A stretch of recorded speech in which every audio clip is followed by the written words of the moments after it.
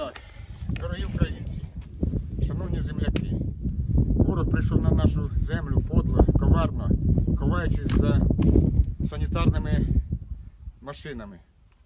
Дивіться, ось я вам показую дежурний врач. Чуєш? Дежурний фельдшер. Чуєш, це тут в нас наші. І все остальне з пов'язками лікарів, фельдшерів, санітарів. Але загляньте, будь ласка, в машину, що вони возять у цих санітарних. Вони покидають своїх ранених, убитих, але наповнюють ці машини боєприпасами. Вона не відкрита, треба відкривати там. Все. Давай. Боєприпаси.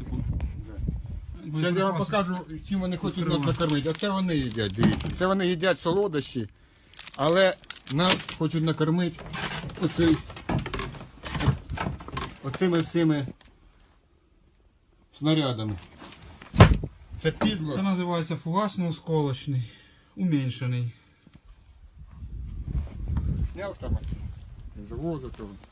Да. Чуєш, десь колону наша.